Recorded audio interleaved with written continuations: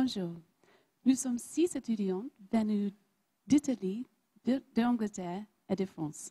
Et depuis 10 mois, nous travaillons main dans la main avec Nescafé sur le challenge suivant.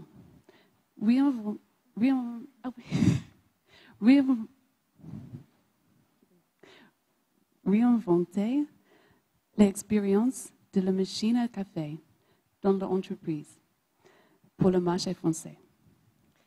Nescafé, c'est le leader mondial de l'industrie du café soluble depuis 75 ans. Et notre aventure commune a débuté il y a 10 mois, en novembre, quand nous sommes allés au siège social de Nestlé et que nous nous sommes retrouvés autour d'un café. Ce qui nous a le plus marqué, c'est que pour Nescafé, le café n'est pas une simple boisson, c'est un art. Les boissons sont des recettes millimétrées et extrêmement précises. Et nous sommes sortis de cette réunion très impressionnés, mais surtout très surprises. Surprise, oui, car qui peut imaginer le savoir-faire incroyable de Nescafé quand en réalité, c'est ça que nous voyons tous les jours. Un distributeur à café dans un coin de couloir et une tasse en plastique. Vous ne trouvez pas cela très attirant? C'est normal et vous n'êtes pas les seuls. Voilà ce que nous avons entendu. C'est tellement inhumain, ça fait vraiment mauvaise qualité. J'ai l'impression d'être devant une armoire, c'est moche. Ou encore, là-dedans, ça ne peut pas être un bon café. Ce qui est impressionnant, c'est que c'est des retours très très négatifs, simplement en posant des questions. Nous sommes donc allés observer une expérience de groupe que je vous invite à regarder. Nous allons suivre Cristina, Paolo et Mario, 3 Italiens qui vont prendre un café après leur déjeuner. Cristina commence. Très rapidement, elle met sa main pour éviter que la monnaie soit recrachée par terre, ce qui arrive très souvent avec sa machine. Elle se penche une première fois pour récupérer sa monnaie. Et elle continue à parler, mais elle parle à la machine. Elle se retourne, la conversation est interrompue. Elle se penche pour prendre son café. Et elle s'en va. Paolo, ensuite, lui, pendant que Cristina attend que son café refroidisse et qu'elle attend que ses collègues aient le leur, Paolo, lui, prend à manger sur le distributeur d'à côté pour faire passer le temps. Pour Mario, l'attente est interminable. Deuxième café. C'est le tour de Mario. Cristina fait ce geste qui veut dire, bon, il faudrait peut-être y aller quand même. Hein. Et ils attendent.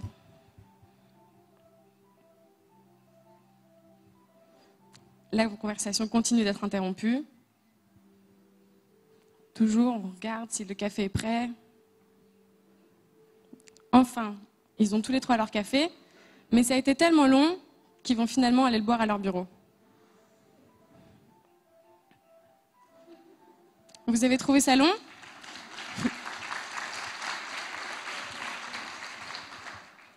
Vous avez trouvé ça long. Et eux aussi. Et pourtant, la vidéo a été accélérée plus de 400 fois. Et ce n'est pas du tout un exemple isolé. Nous sommes allés à la rencontre d'une 50aine de personnes dans différents lieux de travail et nous avons toujours vu et entendu la même chose.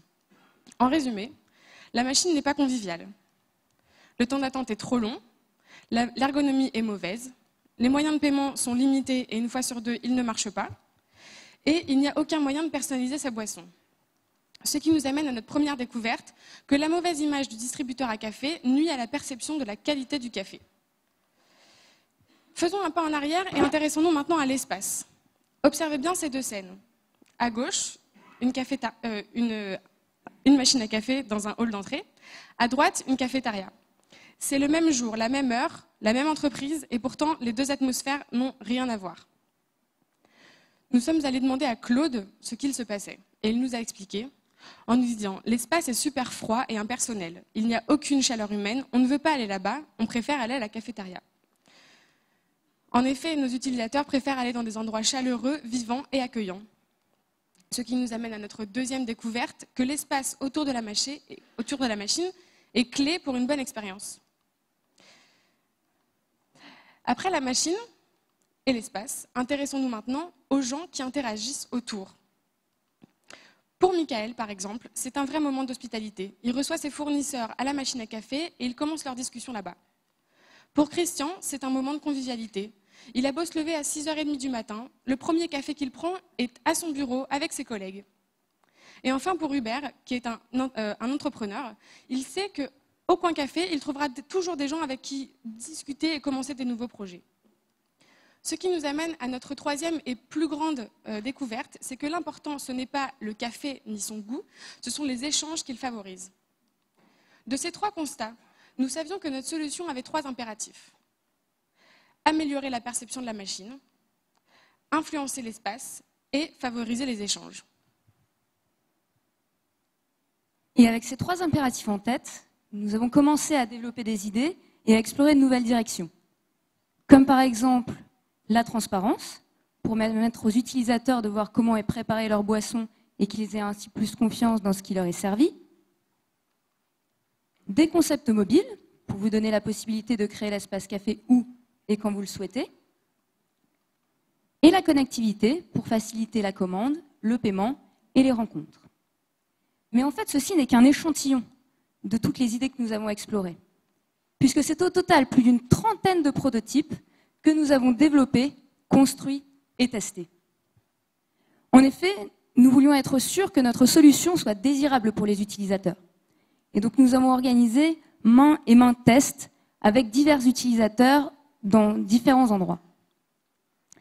Mais ce qui était important pour nous, c'est qu'au-delà de la désirabilité pour les utilisateurs, nous voulons que la solution soit désirable pour notre partenaire, Nestlé.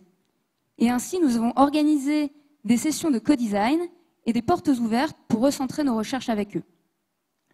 Nous nous sommes également rendus au centre de recherche et développement de Nestlé Monde en Suisse pour rencontrer des ingénieurs et évaluer la faisabilité technique de nos solutions. Et ces diverses rencontres ont suscité tellement d'enthousiasme que nous avons eu la possibilité de présenter tous nos prototypes devant les directeurs de Nestlé Professionnel, la branche dont fait partie Nescafé, une magnifique opportunité pour intégrer les grands décideurs très tôt dans le projet.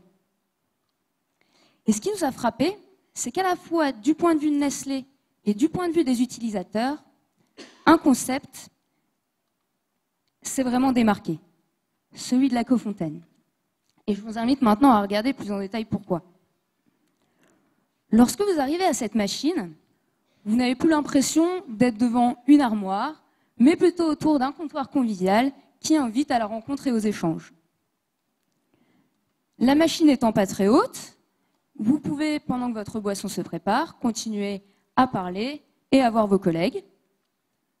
Votre boisson vous est servie à hauteur de main, plus besoin de vous pencher. Et enfin, vous pouvez profiter de votre boisson en même temps que vos collègues, car la boisson est dotée de plusieurs becs verseurs et qu'elle a la capacité de servir plusieurs boissons en même temps. Donc à ce stade, nous avions déjà un concept très intéressant, mais nous ne voulions pas non plus oublier toutes les idées et fonctionnalités qui avaient retenu l'attention dans les autres prototypes que nous avions explorés. Comme par exemple la présence de grains de café et l'utilisation de matériaux nobles qui sont associés à une image de qualité, la possibilité d'ajouter vous-même votre sucre et diverses garnitures pour personnaliser votre boisson, et la présence de petits messages drôles et sympathiques pour illuminer votre journée. Nous avons donc intégré toutes ces fonctionnalités et d'un prototype en carton, notre machine s'est enrichie, a évolué, s'est transformée pour aboutir au concept que nous sommes très heureux de vous présenter aujourd'hui, le Coffee Hub. Une nouvelle machine pour une expérience café conviviale.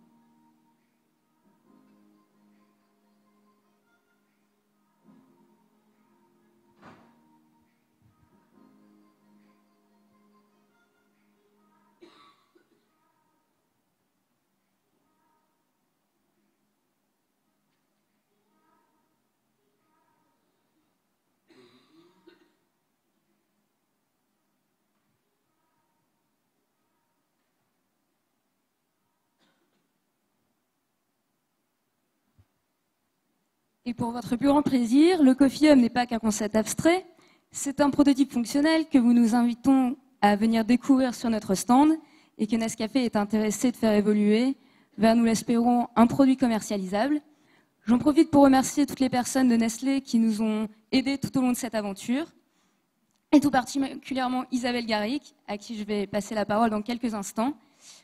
Venez nous rencontrer autour d'un café, nous serons très heureux de vous rencontrer et de répondre à toutes vos questions. Merci pour votre attention.